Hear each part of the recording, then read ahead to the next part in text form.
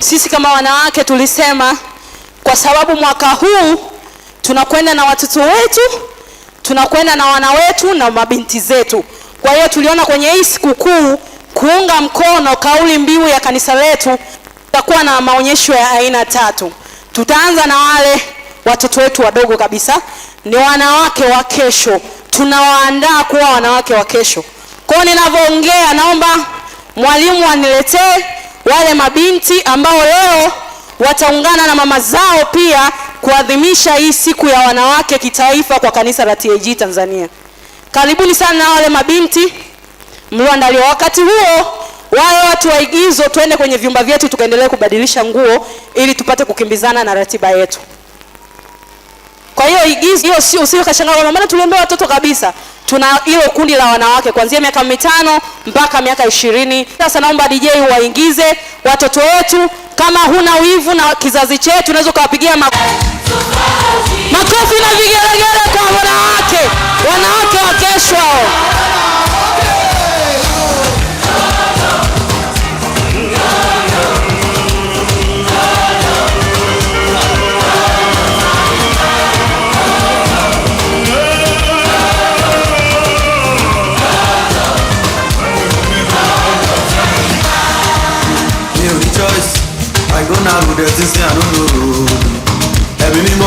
Ongeza makofi tena kwa ajili ya mabinti zetu wa kesho.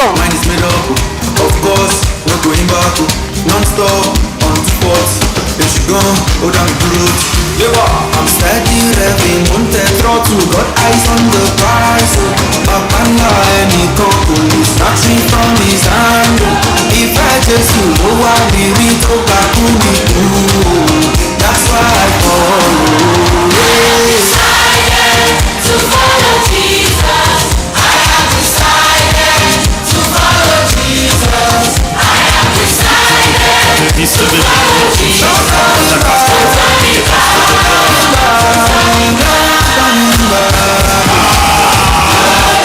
Hey, makofi tena. Naomba msogee sasa, msogee. Tuendelee kusogea sasa.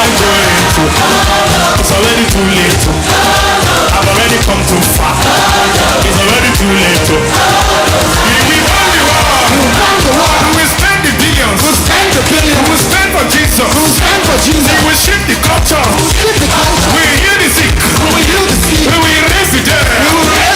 Transform the nation. We hear well done. We won the war. We spend the billions. We spend for Jesus. We shift the culture. We heal the sick. We will raise the dead. Transform the nation. We hear well done. Tumalizie sasa.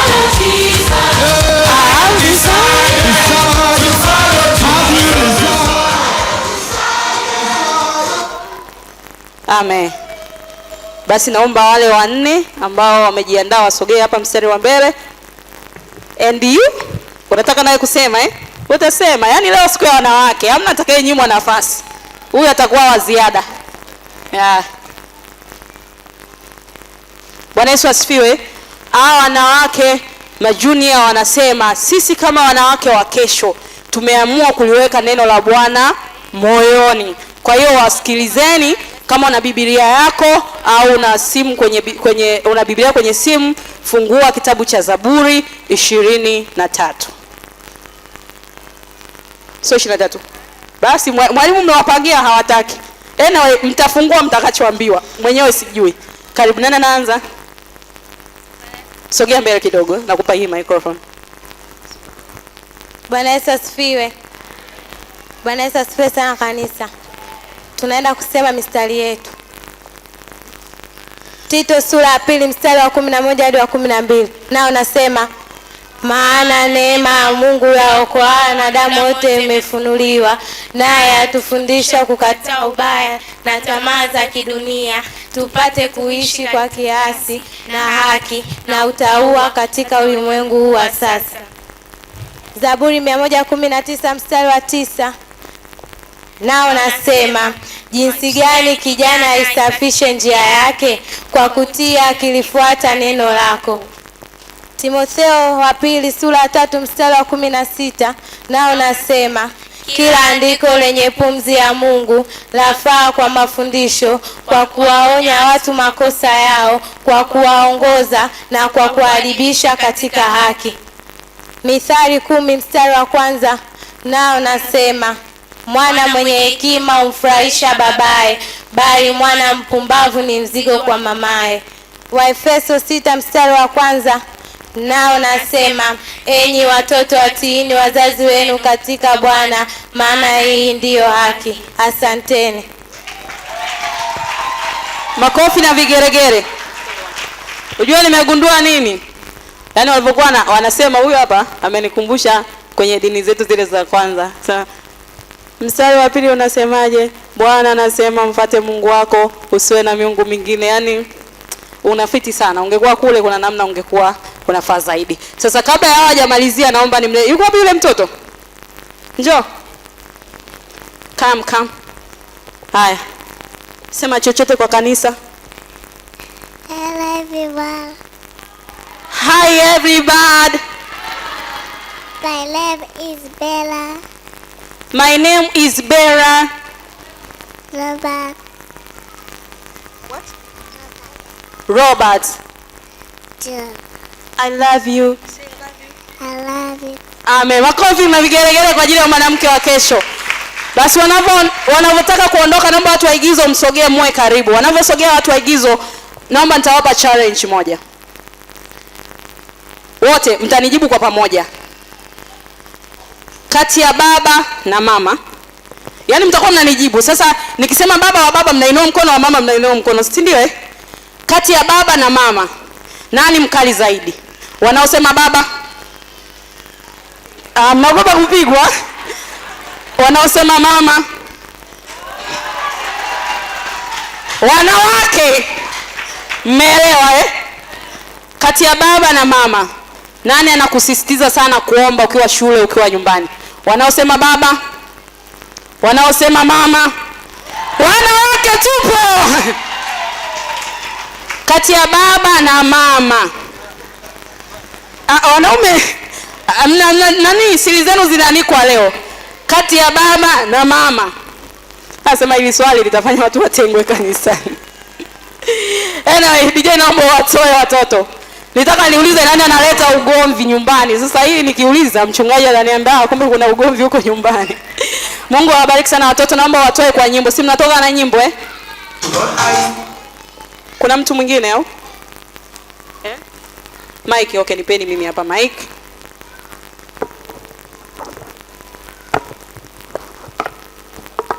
Aya DJ naomba watoe watoto wazuri.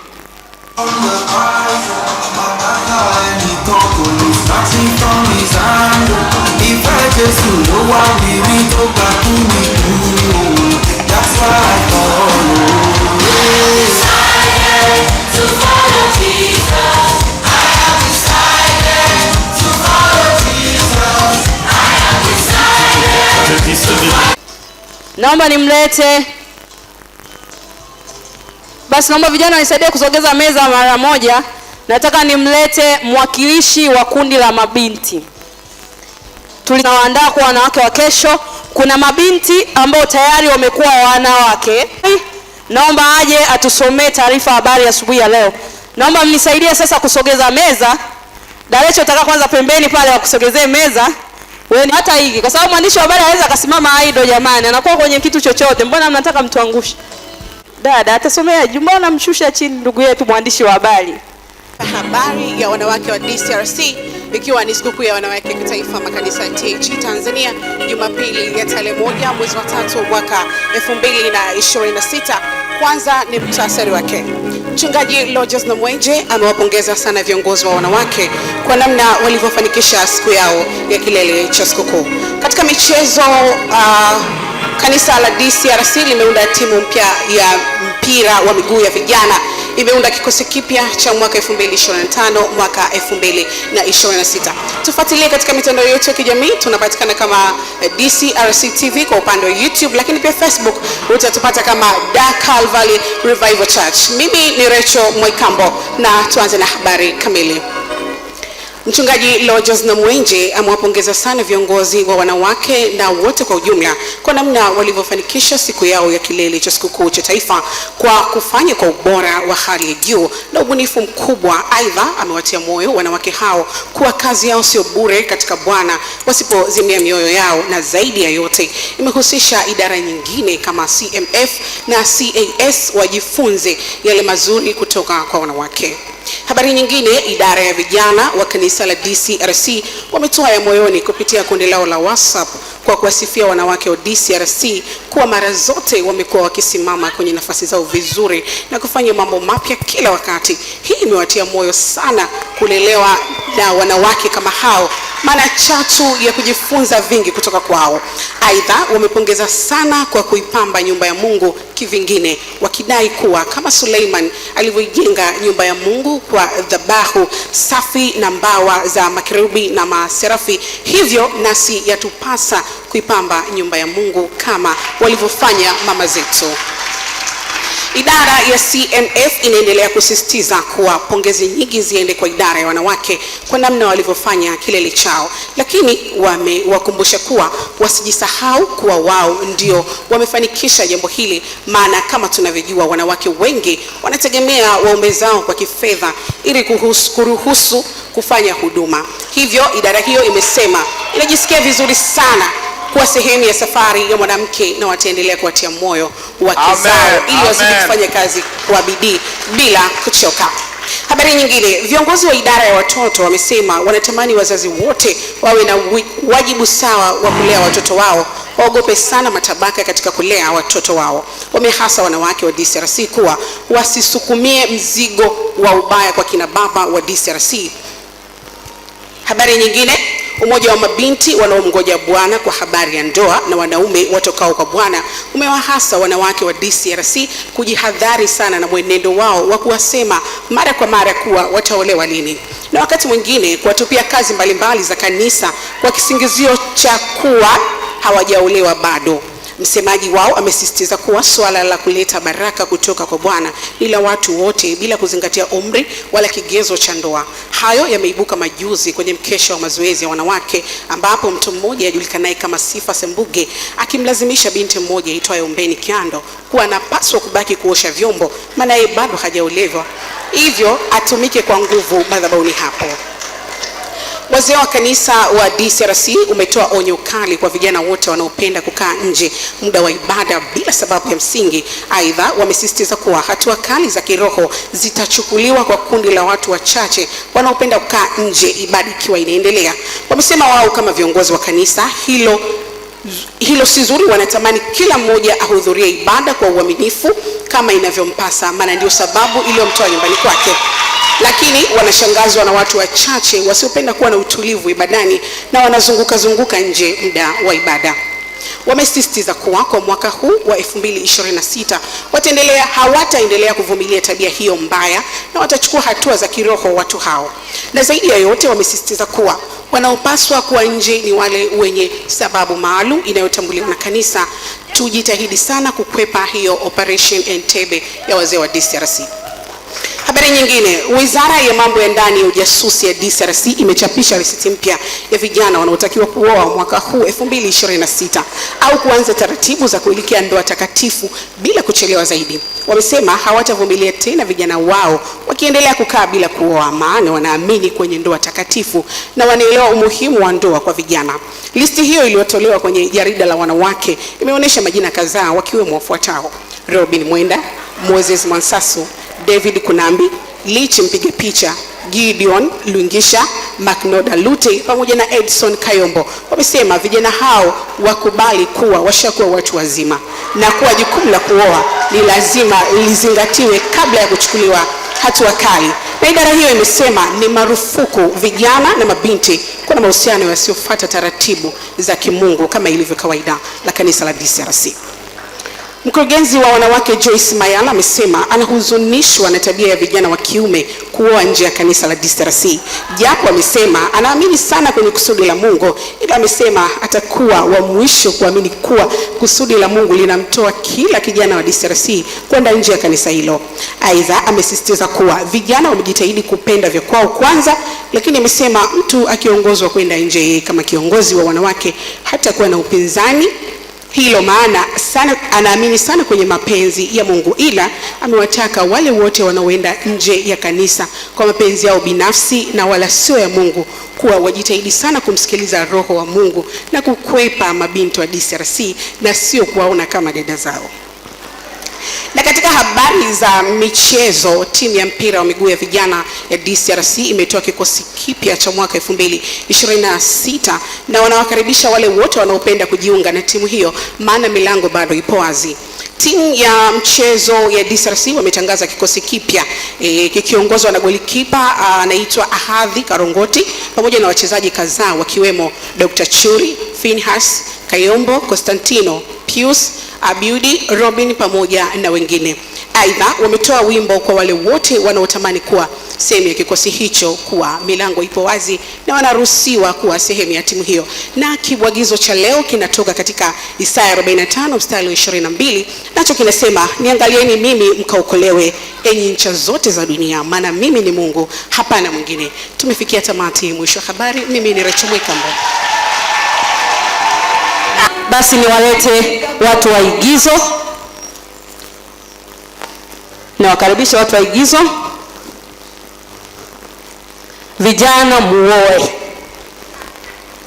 muoe kabisa, mmesisitizwa leo.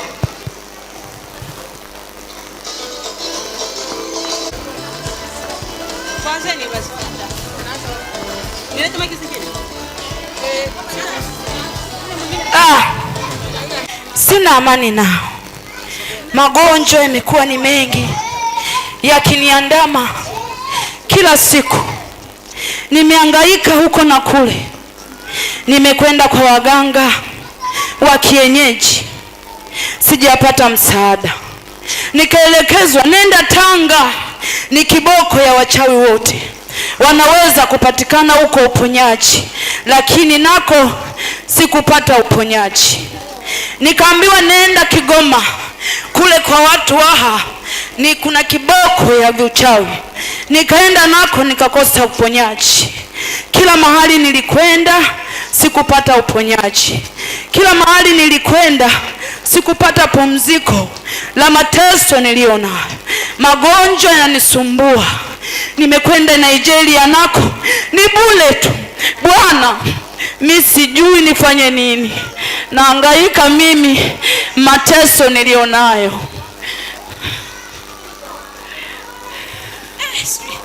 Sijui niende huku, sijui nipite njia hii, hapana. Huku kila mtu ananijua. Huku nishamkopa kila mtu.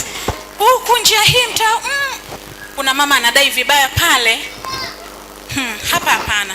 Umta nitazalilika. Sijui niende huku, maana nimejaa madeni.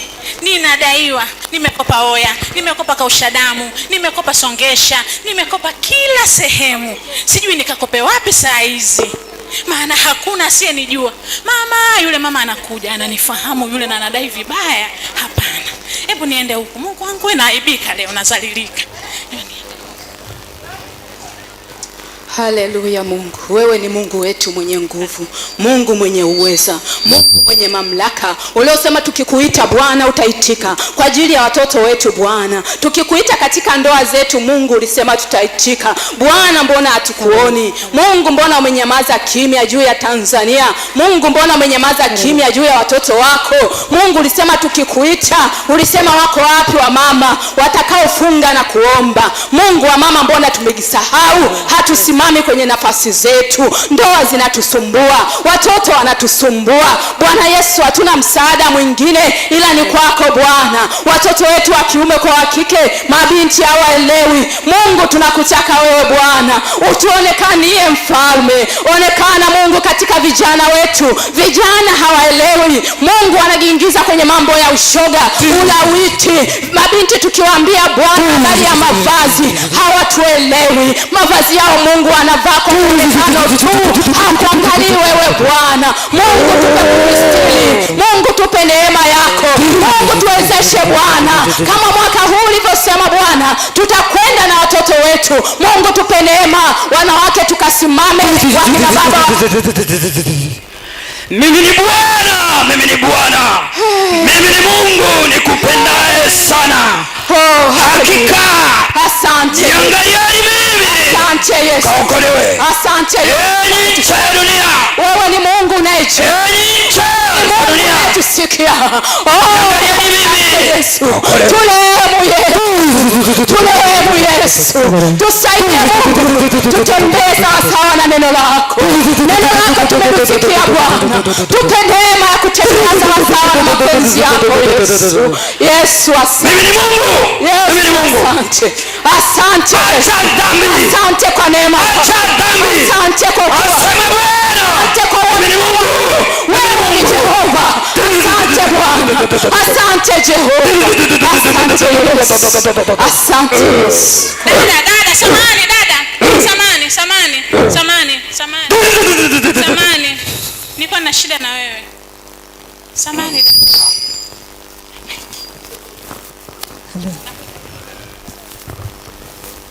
Samani dada, habari yako? Nzuri. Samani, nilikuwa nauliza, eti wewe ni mwenyeji mtaa huu? Ni mwenyeji. Unajua sehemu yote ambao wanakopesha? Wanapokopesha. Au Napafahamu. mtu yote unajua anaweza akanikopesha?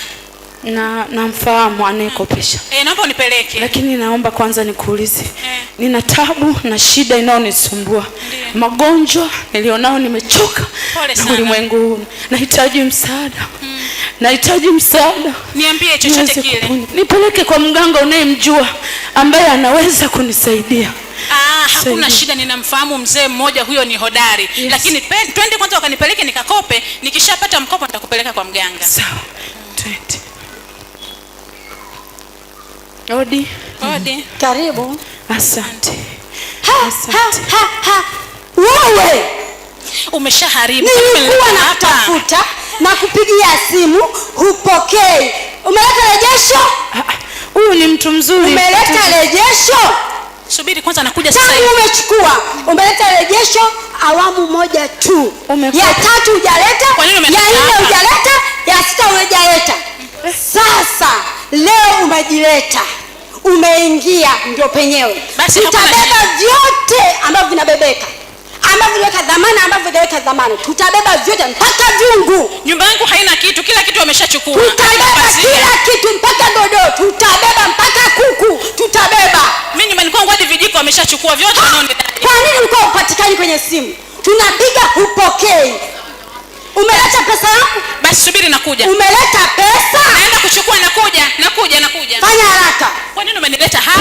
Wewe umekopa hujalipa. Hauna sehemu nyingine unayojua? Twende, kuna mahali pengine penyewe na. Haya. Karibu dada, karibu. Asante, habari yako? Salama. Asante. Hapa mnatoa mikopo? Ndio, karibu. Nimekuja kukopa. Nimemleta huyo. Aje akope. Naomba ujaze fomu. Asante.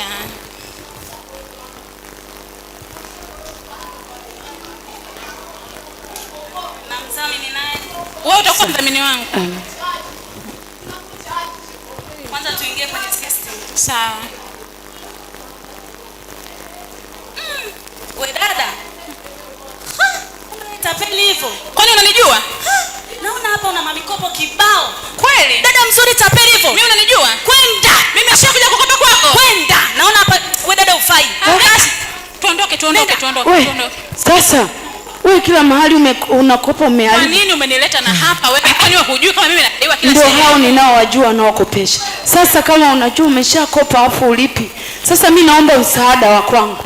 Nisaidie, nimekupeleka huko, nikihitaji msaada unipeleke kwa mganga. Wapi ninaweza kwenda? Twende, kuna mganga namfahamu. Twende nikupeleke. Twende kwa mganga. Hello.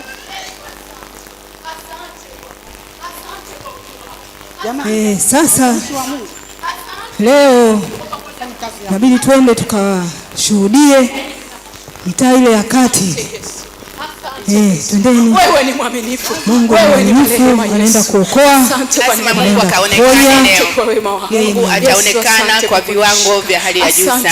Mungu ataenda kujifanyia Asante katika Bwana kwa kazi. kuwa unasikia sauti. Habari zenu jamani? Asante Yesu. Sisi ni wakina mama, tumetoka DCRC, tunawaletea habari njema za Mungu. Tumekuja kuwaletea habari za ukombozi wa Bwana Yesu. Bwana Yesu anayeweza, Bwana Yesu anayejibu, Yesu anayetenda, Mungu wa yasiyowezekana. Tumemleta kwenu. Uwe na madeni, uwe na mikopo, uwe na magonjwa, tunamleta Yesu Kristo wa Nazareti. Hata magonjwa yangu anaweza kuyapona. Unapona. Yesu anaweza. Asante. Karibu mama. Asante. Leo tumekuja mahali hapa, tumewaletea habari njema za wokovu. Habari njema za Yesu Kristo, yeye ambaye amekuja kwa ajili ya ulimwengu wote. Biblia inasema katika ile Yohana 10 mstari wa 10, anasema hivi, mwivi haji ila aibe, achinje, aharibu, auwe. Achinja na ua. Lakini Yesu amekuja ili wawe na uzima, na uzima tele. Inawezekana unapita kwenye vipindi vigumu sana. Inawezekana unapitia mambo magumu, hata yanafika mahali unatamani hata ukajiue. Huyo ni shetani, na ndiye anayetajwa kwamba mwivi. Mwivi hapo ni shetani. Anaiba afya, anakuletea magonjwa, anaiba uchumi, anaiba wewe, unakuwa mtu wa madeni, unakuwa ni shida, unazurura huku na huku. Hata wengine wameenda kwa waganga, lakini msaada hamna. Lakini Yesu, yeye amekuja ili tuwe na uzima, tena uzima tele. Kwa hiyo leo nimewaletea wokovu ambao Yesu ameuleta. Kama mpo tayari, leo kwa mganga, mtaenda kuokoka, mtapona. Mpaka kwa manabii wa uongo. Upo tayari? Piga magoti, piga magoti. Piga magoti. Piga magoti. Nitaponywa. Piga magoti. Piga magoti. Piga magoti. Sasa nitakuongoza utanifuata maneno machache. Sema, Bwana Yesu. Bwana Yesu. Mimi ni mwenye dhambi. Mimi ni mwenye dhambi. Ninakuja kwako. Ninakuja kwako. Unisamehe. Unisamehe. Uliandike jina langu. Uliandike jina langu na kwenye kitabu cha uzima. Ninakuja kwako. Ninakuja kwako mimi. Nakuombea Baba, katika jina la Yesu, naweka watoto hawa mikononi mwako. Wameamua kurudi kundini, wameamua kukurudia Yesu, nasi tunawaleta kwenye msalaba wako. Bwana, uwaguse, uwaponye, uwaondolee hayo yote wanayoyapitia katika jina la Yesu. Amen. Simameni. Leo wokovu umeingia ndani yenu. Aminini hivyo. Mateso hayo ni mwisho. Kama una magonjwa, hebu jishike vizuri, hebu jiguse. Vipi? Tumbo linauma? Mzima. Basi mpigie makofi Bwana Yesu. Yesu anaponya. Yesu ndio uhakika. Yesu yeye anaweza. Yeye hana namna ya kusema kesho. Leo anaponya. Mungu. Yesu nipenda kwako kimbilia, ni wewe utosha, mwovu kinijia, yafiche ubavuni mwako maisha yangu, nifikishe mbinguni, uokoe moyo wangu. Haleluya. Amen. Amen. Bwana Yesu asifiwe. Fundisho letu kama ambavyo mmeliona katika Isaya 45 mstari wa 22, ambao ndio mstari wetu wa WWK unaosema, niangalieni mimi mkaokolewe, enyi ncha zote za dunia, maana mimi ni Mungu, hapana mwingine.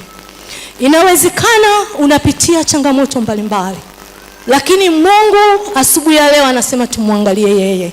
Kuna nyakati tunaweza tukawa kama wanadamu, tunaona mambo ni magumu, tunaona mambo hayawezekani, lakini asubuhi ya leo wanawake tunawatia moyo, tunawaambia tumwangalie Mungu, maana hapana Mungu mwingine kama yeye. Bwana Yesu asifiwe. Tunajifunza kwa sehemu moja. Kuna eneo tumeona kuna mtu ameingia kwenye madeni. Eneo hilo pia kama Wakristo tunajifunza. Kuna nyakati tunaingia katika tamaa, lakini tumemwona mwanamke ambaye alikuwa mcha Mungu, lakini yeye anapitia changamoto. Hebu tujifunze katika Mungu kwamba anaposema tumwangalie yeye, sio katika kukiri tu neno, lakini katika maisha ya kila siku. Unapita kwenye nini? Inawezekana ni furaha, inawezekana ni huzuni, inawezekana ni changamoto, inawezekana ni kitu chochote, lakini mimi ninatamani kukutia moyo katika kila unalopitia, muangalie Mungu. Haleluya! Huo ndio mwisho wa fundisho letu. Mungu awabariki. Amen. Na huyu ndiye director wa igizo letu la leo. Makofi na vigelegele kwa director.